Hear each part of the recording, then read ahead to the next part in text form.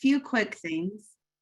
We will be recording this today to share on the NIFA website so that you can access it later if you'd like, or if you have a coworker or colleague who is unable to attend and would like to follow up. Again, this will be posted in the next couple of days on the website. We'd also ask that you mute yourself. And if you have any questions, feel free as time goes on to put them in the chat. And as long as we have an opportunity at the end, we will revisit those questions. This is really just an overview to give you an idea of some of the changes that we are proposing to this QAP package. In addition to NIFA staff here today, Pam, myself, we've got a few others, and then we also have our partners from the Department of Economic Development joining us today. Cassandra Stark, Michelle Grimes, and Christina Zink is also with us today. So with that, we will go ahead and get started.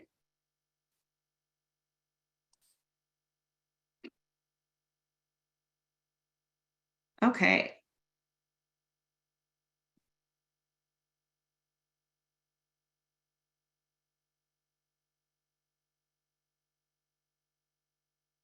Yeah, again, just to remind you, if you have any questions, please go ahead and type them in the chat. Okay, to start with our QAP overview today, we'd like to, as we do every time, those of you who attended these before, you know that I like to start out with NIFA's mission, growing Nebraska communities through affordable housing and agribusiness is our mission. Our vision, NIFA leverages its resources, data, knowledge, and technology with effective statewide partnerships and collaboration to promote vibrant Nebraska communities through affordable housing solutions and agribusiness. And we do that through our values, commitment, integrity, collaboration, innovation, and stewardship.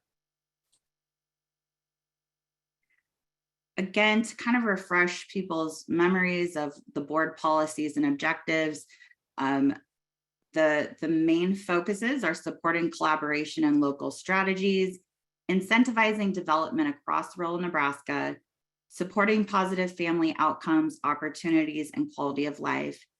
And as a side note, it's important to remember that a family doesn't necessarily mean someone with children. That can be, families come in all shapes and sizes. So it's important to remember that it's not just adults with children. It could be a lot of different families.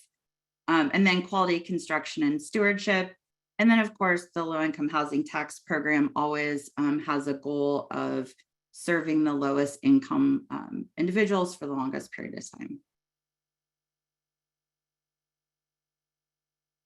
So some of the common themes we heard in the board listening session and the focus groups with our 2022 and 2023 QAP, which, as you know, had a lot of changes.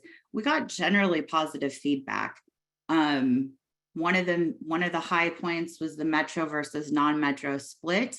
We heard a lot about how people felt like that was really getting us closer to the 50-50 split that we had in years, which we had been off in the last few years. And in addition, when you think about that, the Crane resources mostly all go to metro area, and then a majority of the bond projects, just because of the size needed for those, go to the metro areas as well. We felt like we got a lot closer to that 50-50 split than we had in a very long time. And we got good feedback regarding that. Areas of high opportunity were something that we had a lot of conversation about. Positive feedback in general. And we saw in our developments that we were seeing projects located in areas that had ready access to medical care, groceries, employment, parks, quality schools, most importantly, just providing choice for the residents instead of, maybe just a 7-Eleven or, a gas station or something. There were a lot of opportunities for different choices within those areas of high opportunity. We aren't proposing any significant changes to this category this year.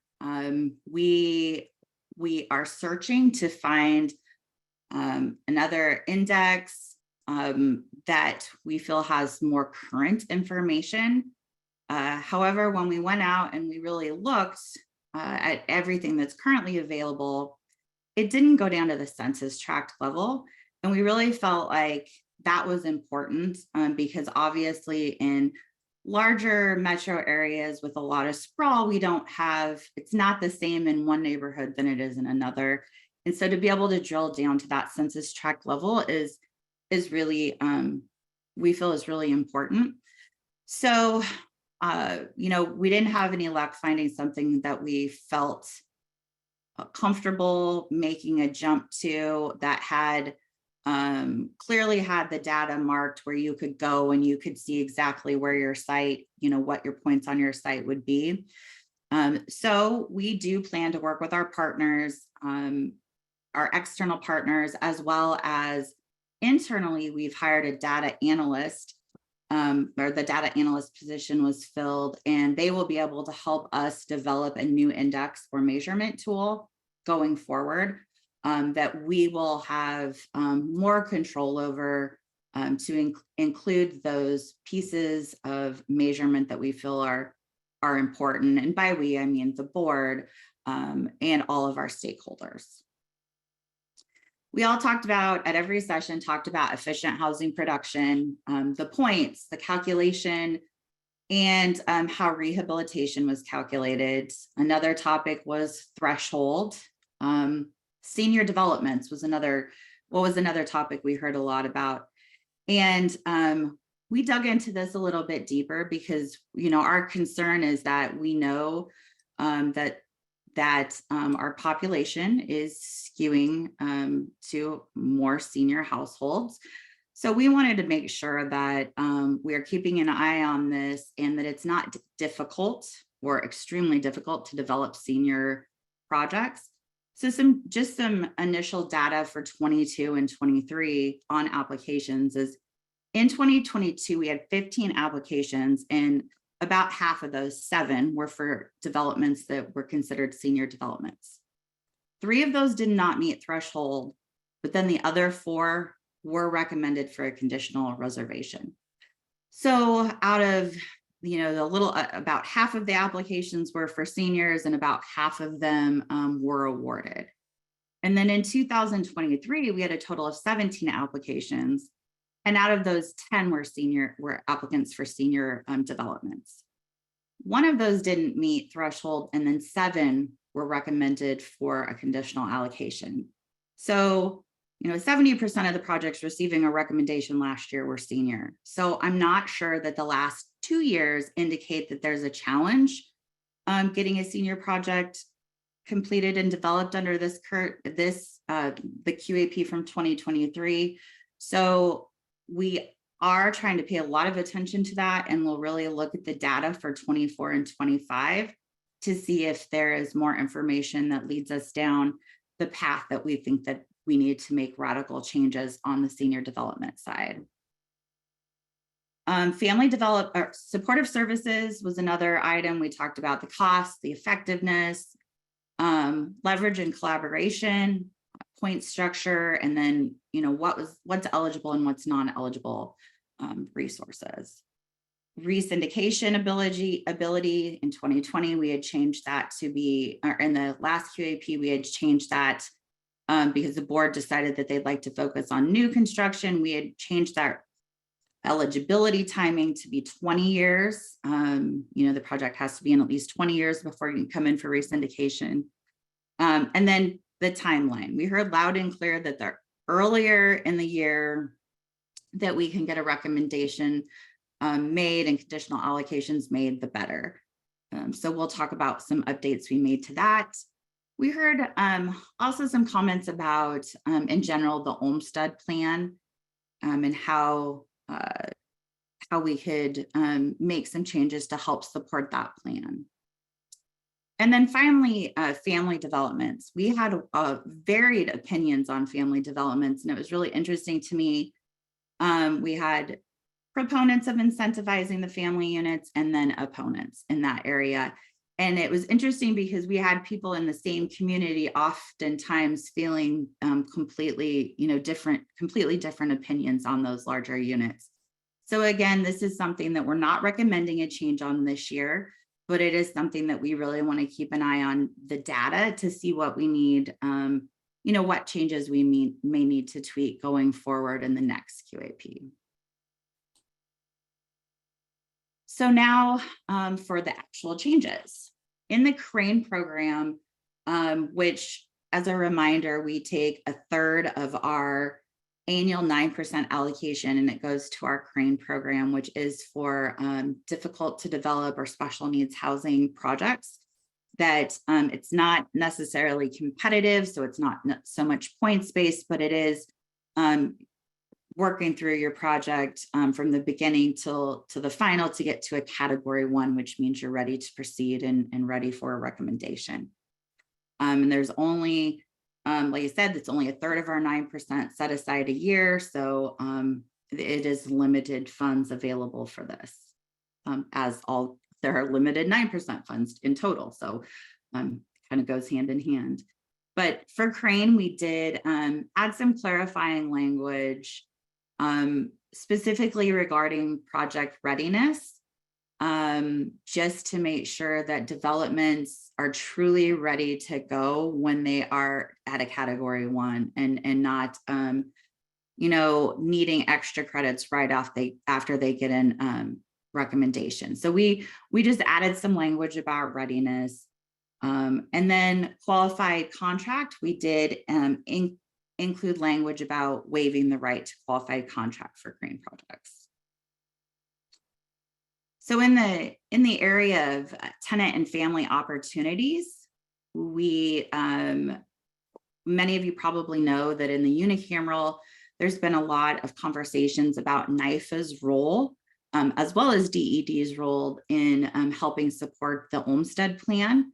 And that was actually, we did receive some comments regarding that in our board listening session and our focus group, our 3 focus groups. So what we did do, we didn't add any additional points. We didn't change the point structure for design standards, but we did include an option to choose from. So just another option for providing accessible units to support the goals of the state of Nebraska's Olmsted plan. So you still have options for visitability, but then there's just also a different option you can hit with increased with accessible units as well.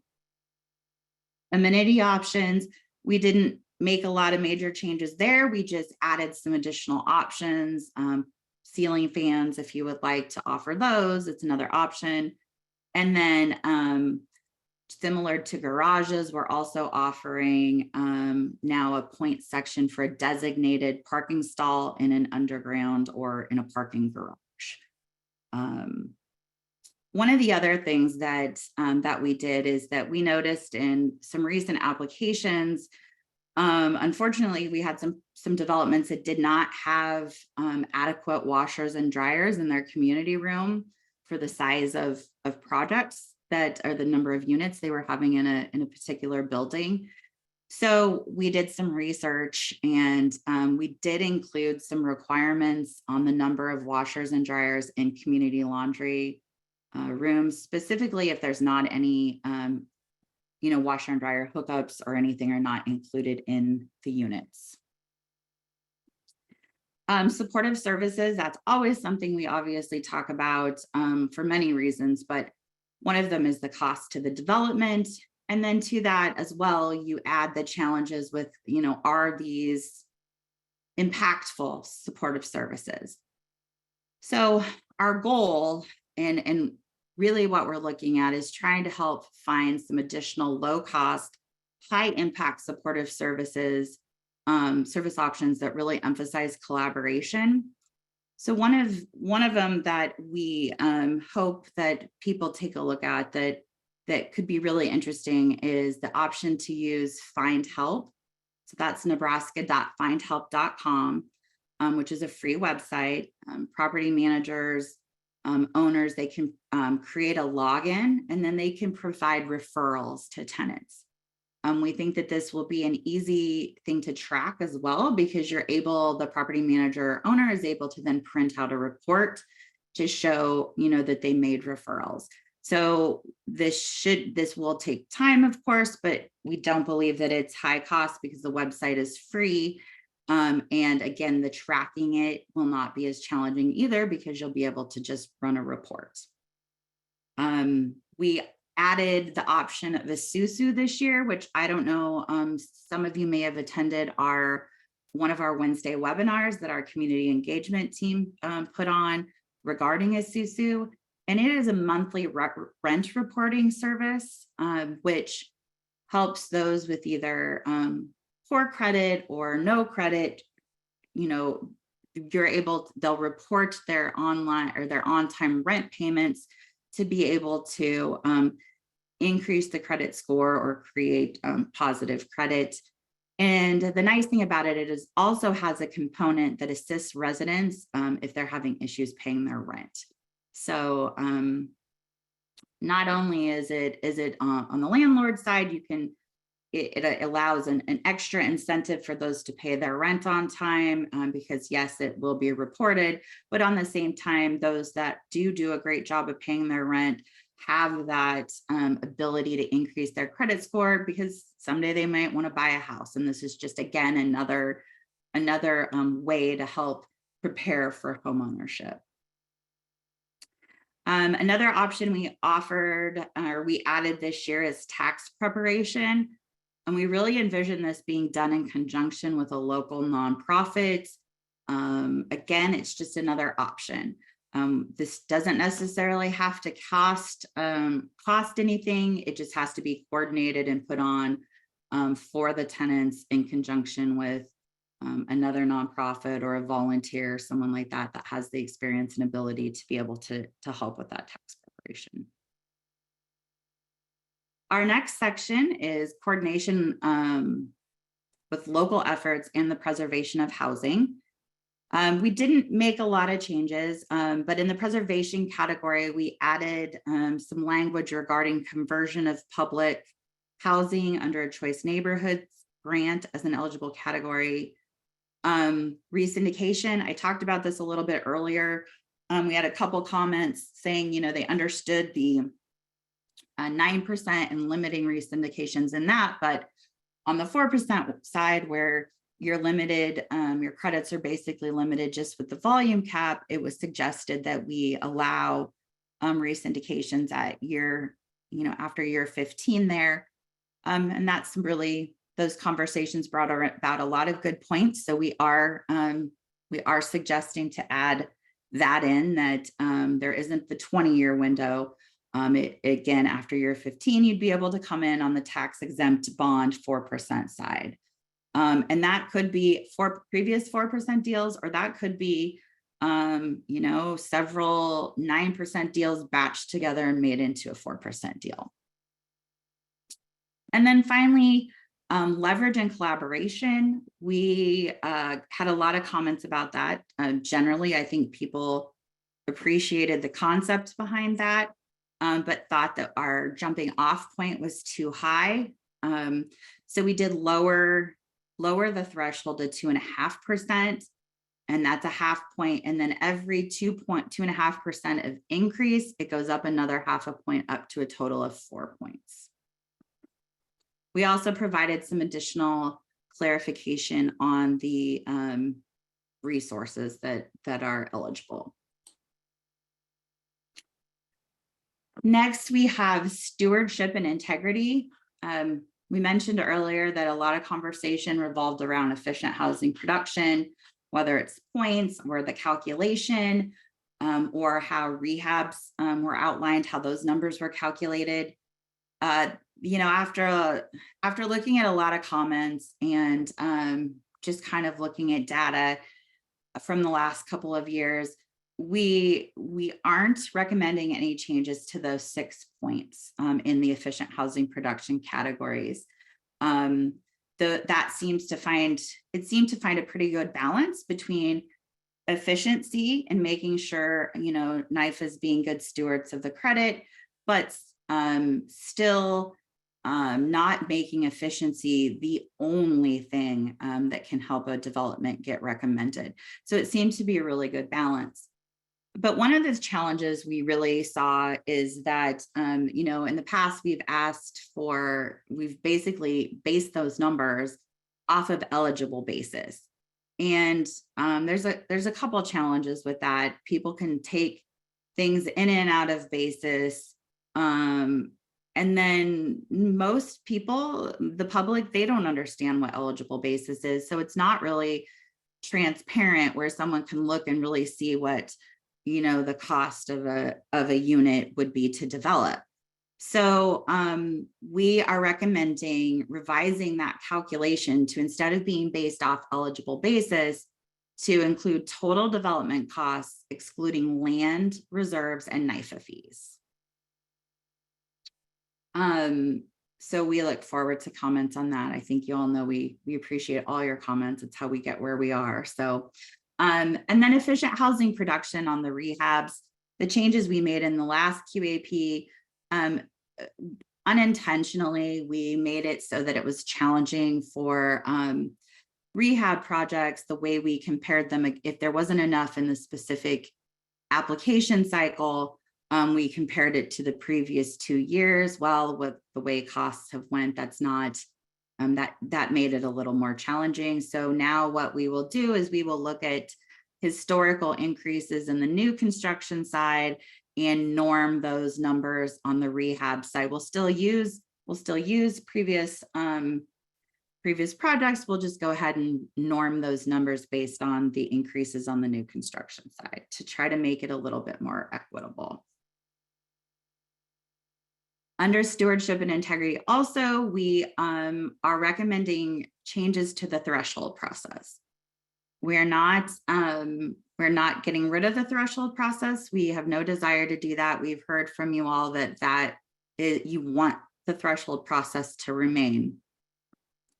The problem that we had with the threshold process is, even though we have it, we have a lot of people at the very end not meeting threshold for one reason or another. A lot of times it's as simple as made changes in one section of an application, but then didn't go back and change it in another. So the data is not the same and we don't know which data is accurate.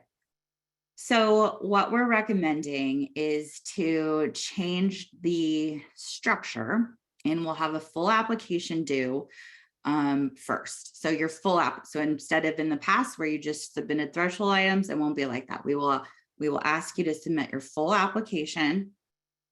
Our review team, that is DED staff and NIFA staff, will review the applications, the full application, but then we will give you a threshold deficiency review.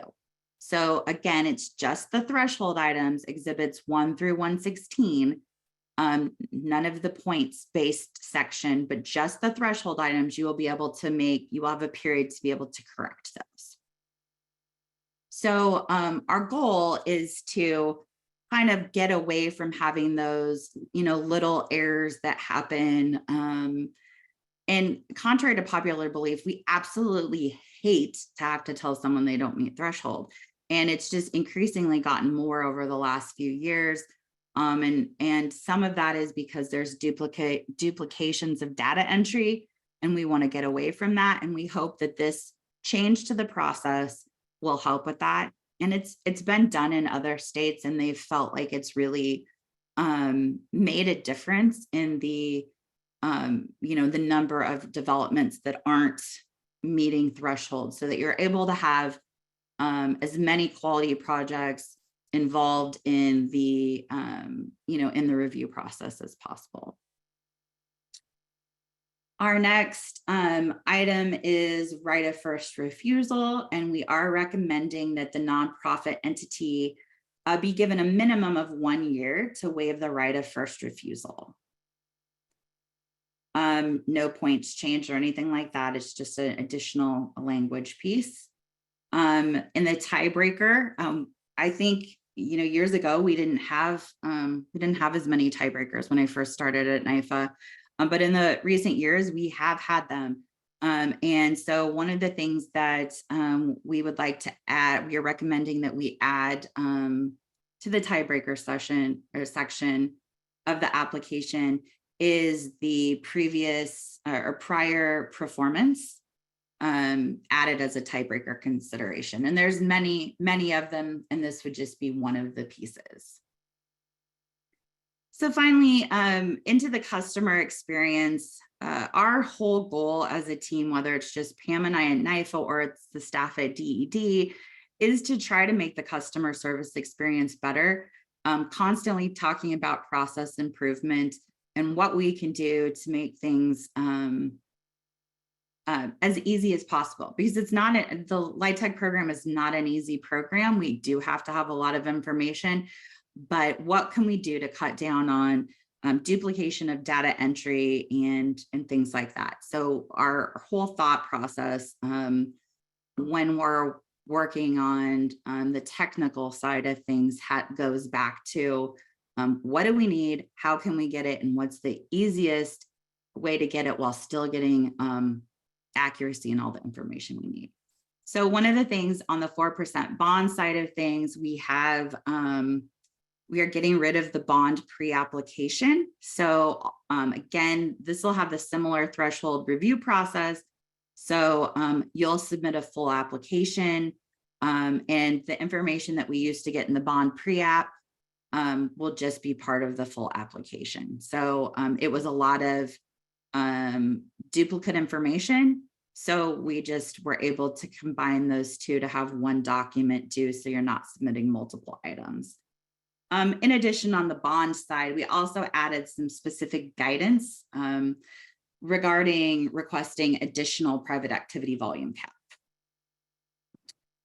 Cycle timelines.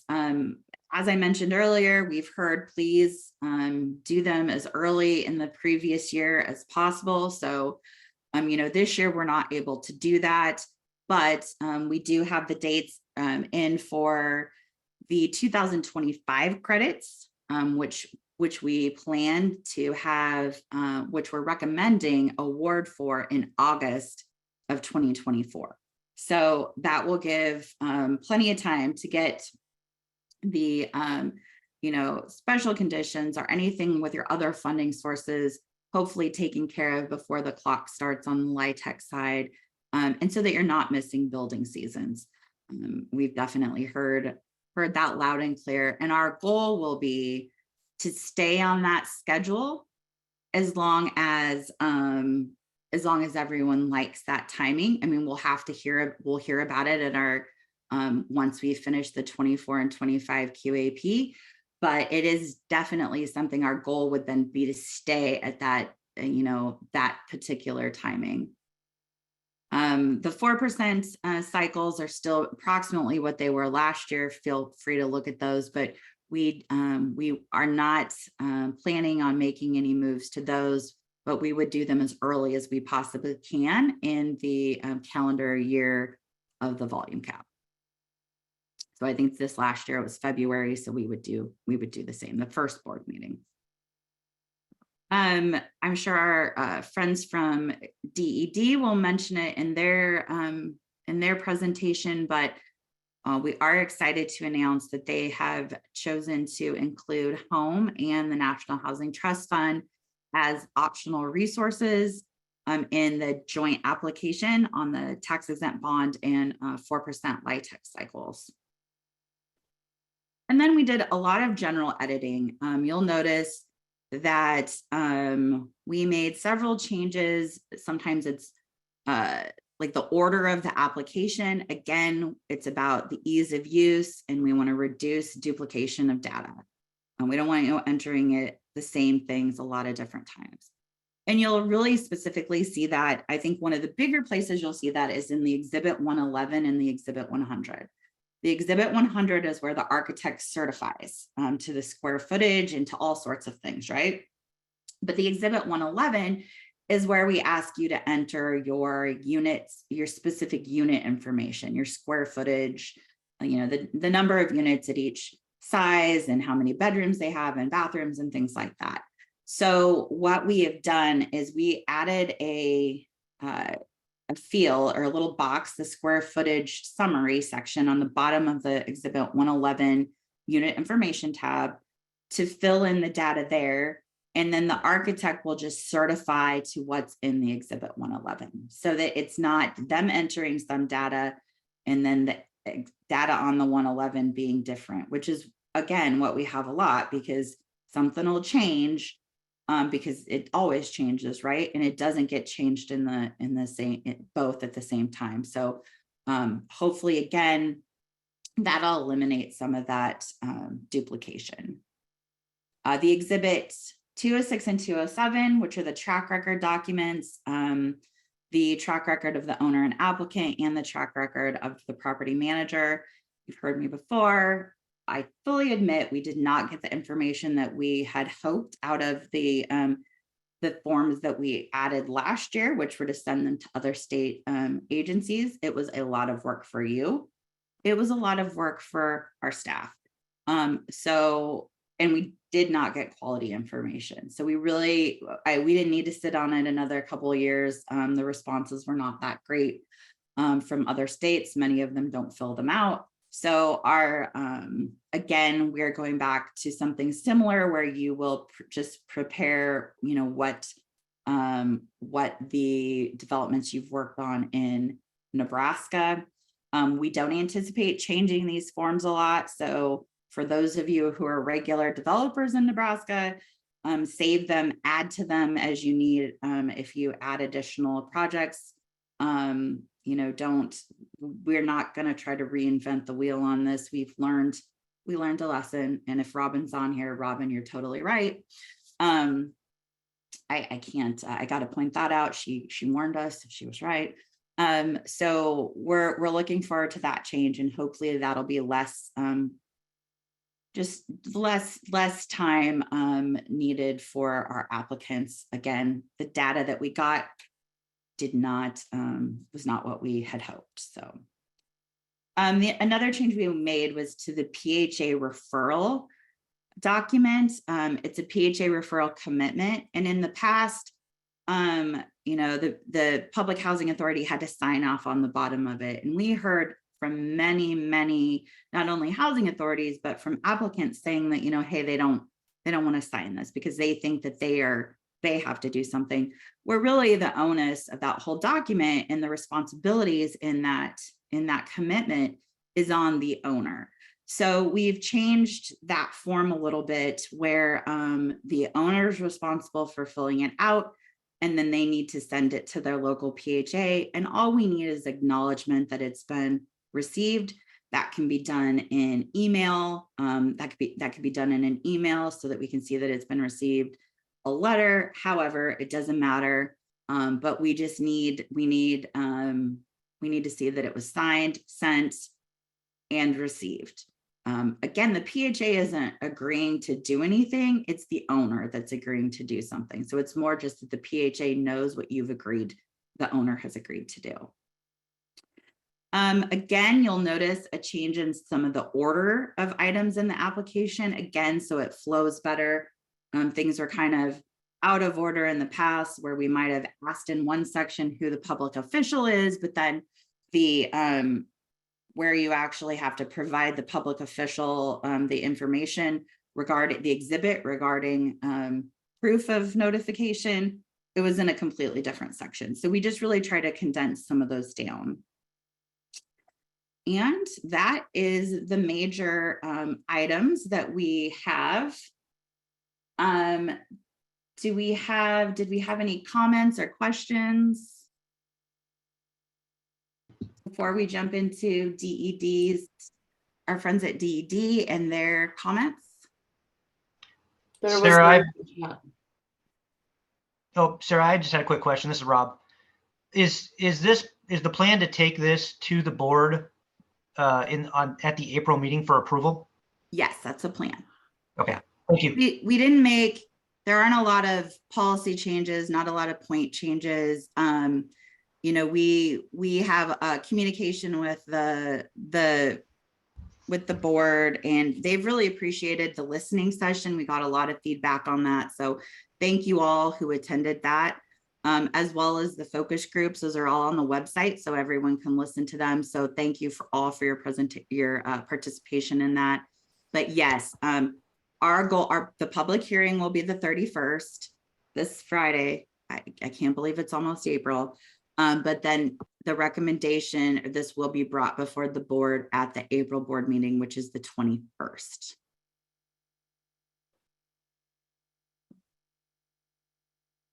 Hey, Sarah, it's Carly. I have a quick question as well. Yeah. After your first review, when we submit that full application and then we get threshold deficiency, are we only allowed to make changes to the items that you found to be deficient, or can we make other changes? Okay. Right. Nope. It's only to the items that were deficient. Okay. Great. Thank you. Sure. Okay. Michelle? Can you hear me okay? Yep. Okay. Okay. Good afternoon, everybody. I'm going to cover the Home and National Housing Trust Funds and CDBG-DR. There's three things, and Sarah already mentioned that we're going to jump in on the 4% rounds this year for Home and HTF. The developers have been asking and requesting that for a couple of years. So we are going to do that this coming round or 2 rounds. The second item are the exhibits. We did a process improvement on our exhibits and we scrubbed them. And we're hoping that they flow better on what you can, if you're going to apply for CDBG, you know exactly what exhibits you need to be using for that program. Same for Home and HTF. And then the third thing is the milestones. So we set milestones across the board for Home, HTF, and CDBG-DR. With federal funds, we have commitment and expenditure deadlines that we need to adhere to for all the programs. So we felt for the last couple of years that we needed some kind of a milestone timeframe to put on some of these projects to keep them moving and keep us in line with all those deadlines that we have to adhere to. Those were the 3 things that I had, Sarah, for our changes. Okay. Again, feel free to follow up with any questions in chat. If you feel comfortable unmuting, you certainly can, and we'll try to answer what we can. But otherwise, we really look forward to receiving your public comments.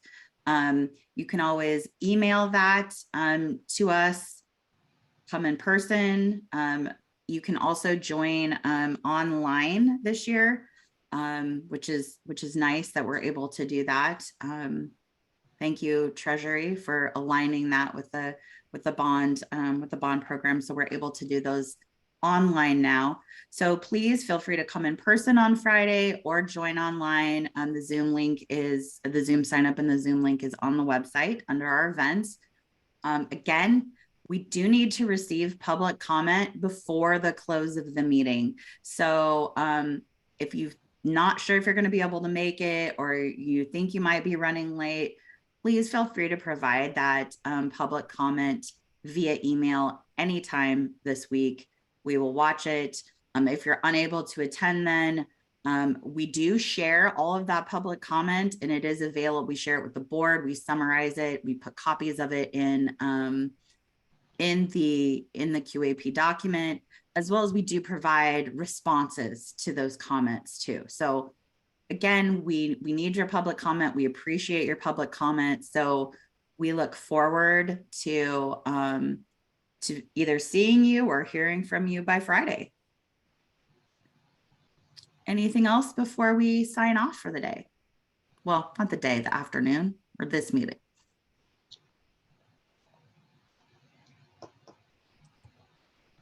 Okay, well, thank you, everyone. Again, we really appreciate your time today, and feel free to reach out to either if you would like to talk to DED about specific DED questions.